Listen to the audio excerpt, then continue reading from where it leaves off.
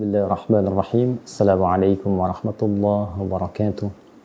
Alhamdulillah wassalatu wassalamu ala Rasulillah Sayyidina Muhammad ibn Abdullah wa ala alihi wa sahbihi wa man walah wa ba'd. Saudara-saudariku sebangsa setanah air dimanapun kita semua berada, semoga kita semua tanpa kecuali senantiasa berada dalam rahmat, kasih sayang terbaik, kemuliaan dan keberkahan yang diberikan, dianugerahkan langsung oleh Allah Subhanahu wa taala kepada kita semua tanpa kecuali.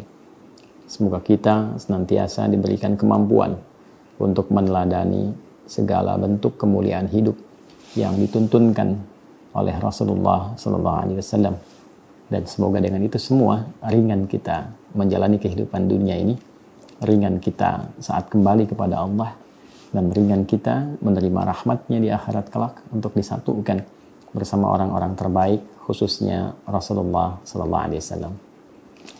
Teman-teman, untuk itu kita tentunya tidak akan pernah lepas dari perjuangan untuk mewujudkan semua harapan-harapan baik tadi. Dan menariknya di dalam Islam, penamaan bulan seringkali dilekatkan pula pada makna-makna yang tinggi, dan di dalamnya terdapat pembelajaran-pembelajaran spesifik diiringi dengan pedoman-pedoman yang terukur, diberikan tuntunan untuk menjalaninya, dan juga dihamparkan parameter atau juga indikator, ukuran-ukuran keberhasilan dalam menjalani setiap pelatihan-pelatihan kebaikan yang terdapat di dalam bulan-bulan itu. Saat ini kita berada di bulan Rajab, tepatnya 14 Rajab 1445 Hijrah. Dan Rajab termasuk satu dari 4 bulan yang istimewa yang disebutkan spesifik dalam Al-Quran. 4 bulan ini keempatnya dengan nama 4 bulan Hurum di surah ke-9 At-Taubah di ayat ke-36, ketika Allah Subhanahu wa taala berfirman, A'udzubillahi minasyaitonirrajim, Bismillahirrahmanirrahim, Inna 'iddatash syuhuri 'indallahi 12 syahran fi kitabillah yawma khalaqas samawati wal arda minha arba'atun hurum. Dzalika ad-dinul qayyim fala tadhlimu fihinna anfusakum.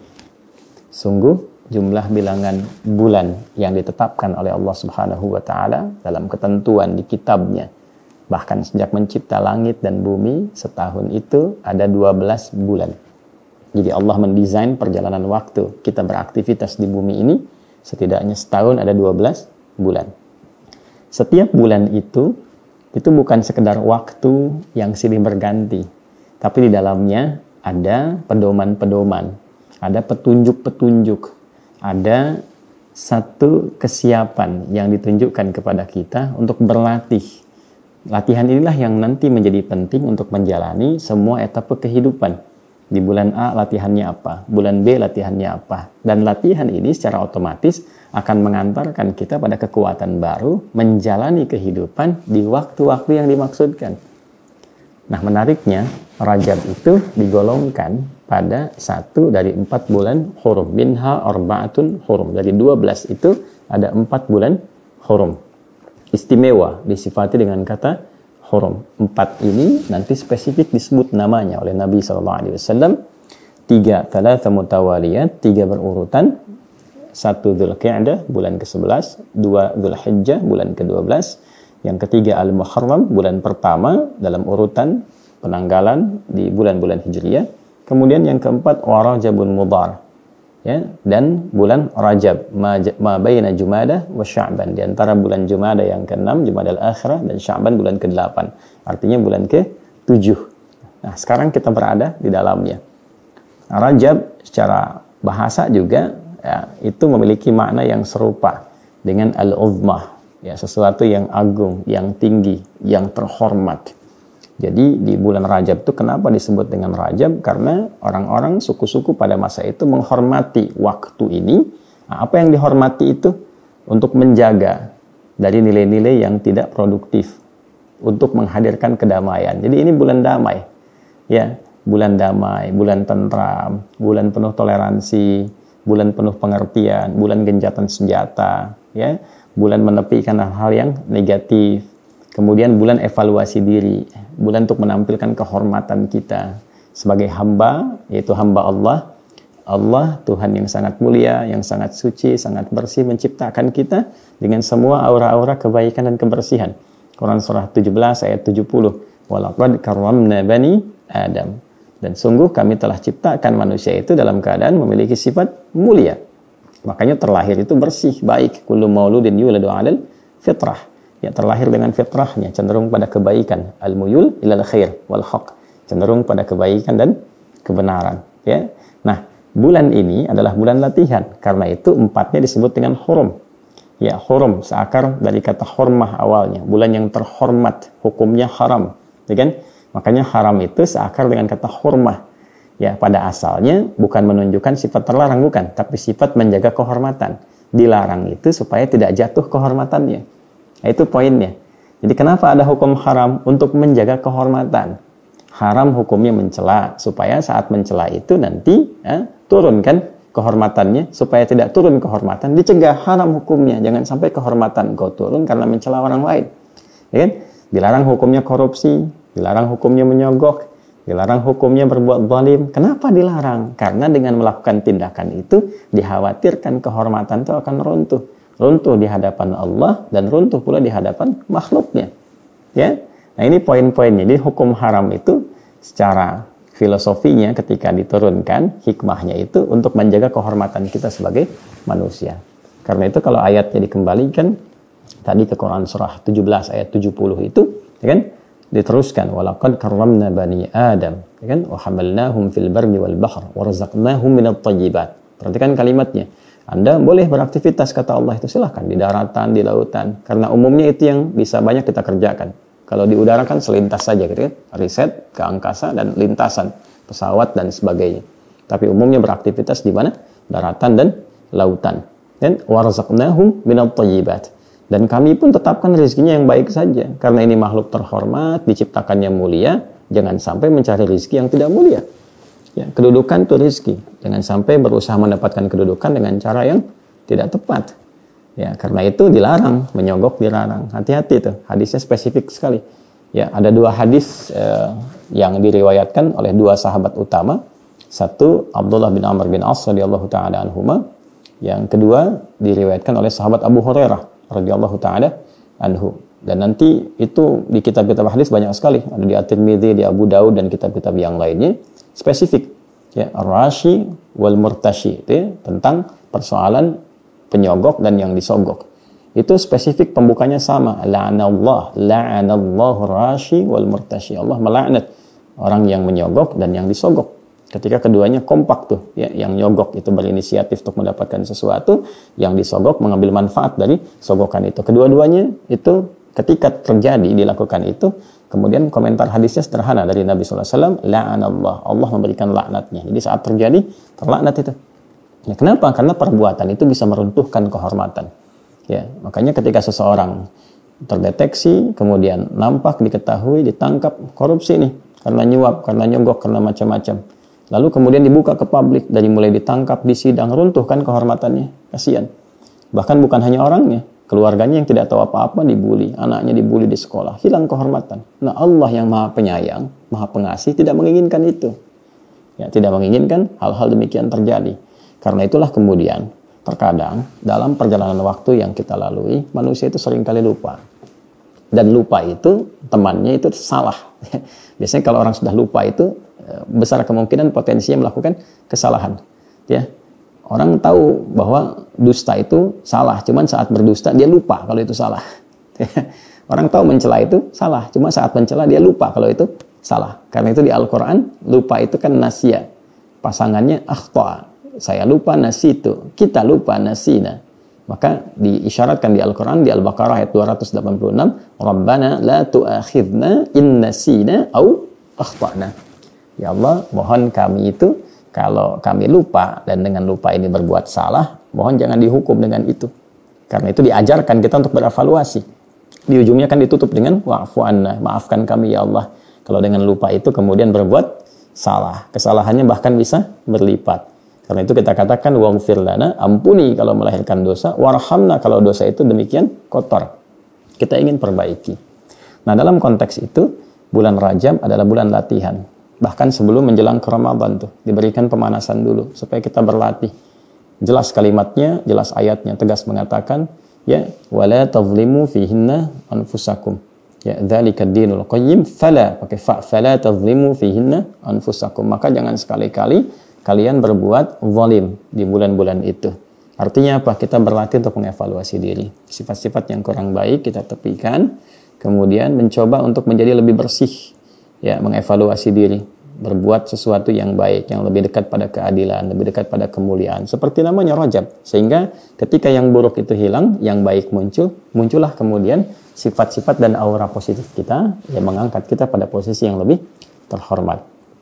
Nah, menariknya, situasi kekinian dalam konteks kebangsaan yang lebih luas, ya, kita dihadapkan pada situasi yang cukup menarik saat ini. Ya, secara dalam timbangan politik misalnya, ya kan, ataupun juga sosial, ataupun aspek yang lain lagi. Nah, dari aspek politik sekarang mendekati ke masa-masa menjelang pemilu. Sekarang musim-musimnya kampanye. Hati-hati, sekarang bulan Rajab. Jadi jangan sampai juga sembarangan. Ya, paslon-paslon, kemudian juga kan nanti ada selain pilpres ada pileg, calon-calon legislatif. Hati-hati, sekarang bulan Rajab. Ya, ada komentar dari sahabat mulia Ibnu Abbas radhiyallahu taala anhuma, jika seseorang sengaja melanggar kehormatan bulan Hurum, kalau dalam konteks sekarang bulan Rajab saat ini, dengan melakukan tindakan yang negatif, ya, tindakan kriminal, tindakan-tindakan yang buruk, maka beliau berkomentar itu dosanya bisa 2 kali lipat dibandingkan hari biasa. Ya, karena sekarang momentumnya Allah hadirkan untuk berlatih, dilarang maksiat, dia sengaja maksiat. Maka komentar Ibnu Abbas, orang yang sengaja menodai bulan-bulan Hurum, sekarang misalnya bulan Rajab di dalamnya, menodai kehormatan bulan Rajab dengan sengaja berbuat maksiat, maka dosanya 2 kali lipat. Ya, hati-hati, karena itu bagi umat Islam khususnya. Ya, kita silahkan berikhtiar sebaik-baiknya. Yang ingin jadi anggota legislatif, ikhtiar yang baik. Ya, yang ingin jadi misalnya di presiden, wakil presiden, silahkan ikhtiar, timnya ikhtiar. Tapi gunakan cara-cara yang benar, gunakan cara-cara yang baik, karena pada akhirnya Allah yang akan menetapkan itu semua.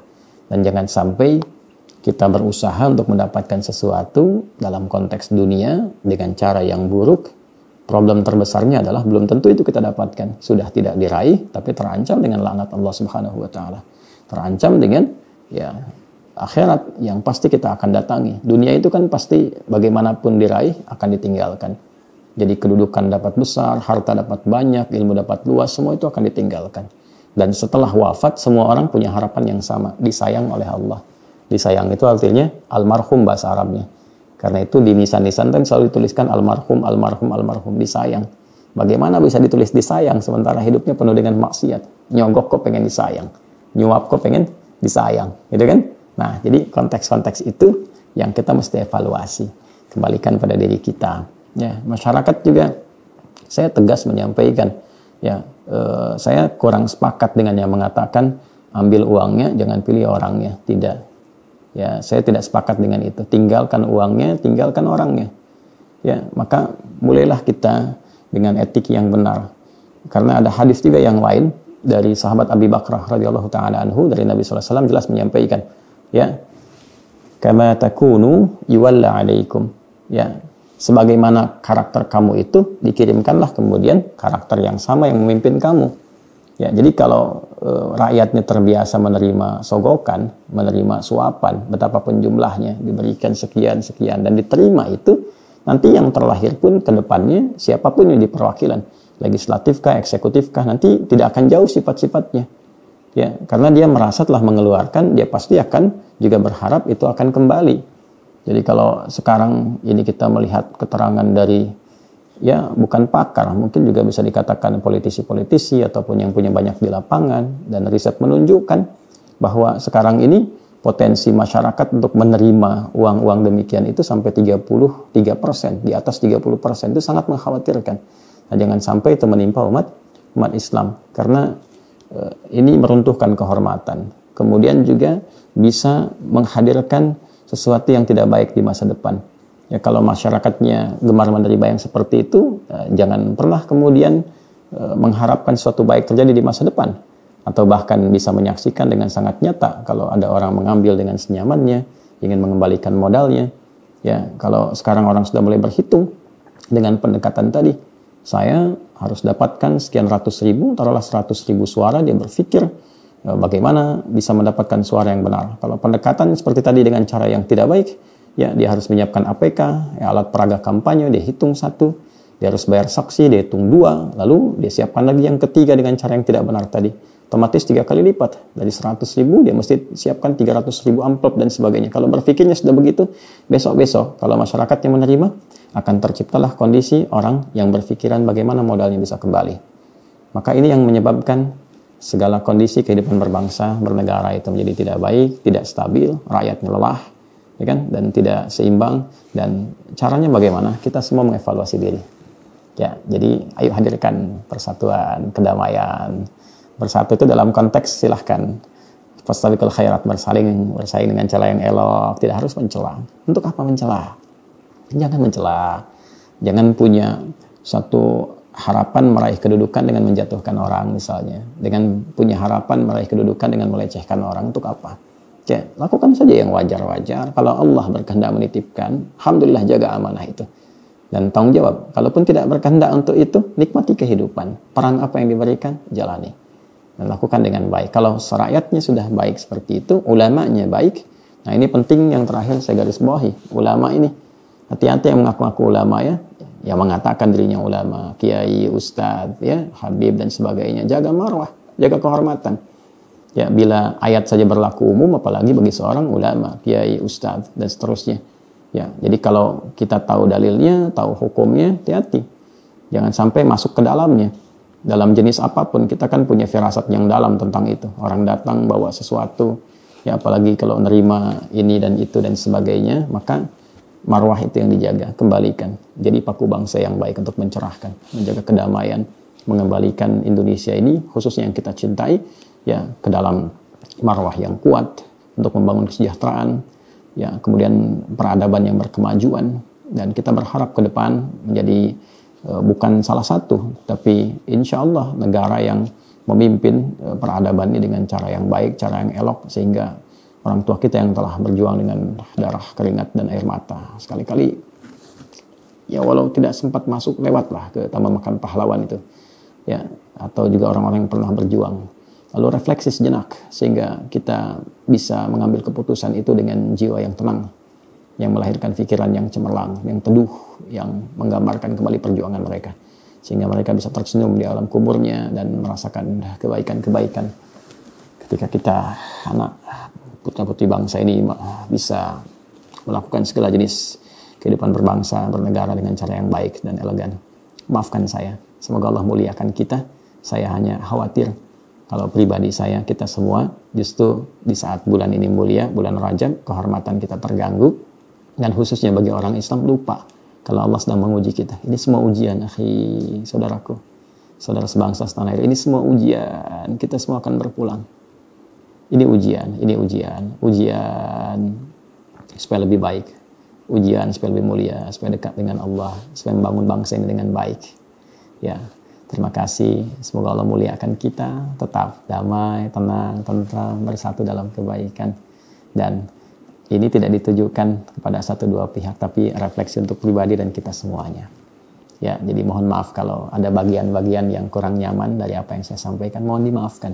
Mohon diajari kami cara menyampaikannya dengan baik supaya tidak terkesan menggurui atau bahkan juga menyudutkan satu dua pihak. Tidak diniatkan itu. In uridu ilal islah. Ya, mastata'at. Tidak ada niat apapun kecuali berusaha kita menjadi lebih baik sesuai dengan kemampuan yang kami bisa lakukan. Subhanakallahumma wa bihamdika nasyhadu an la ilaha illa anta nastaghfiruka wa natubu ilaik. Assalamualaikum warahmatullahi wabarakatuh.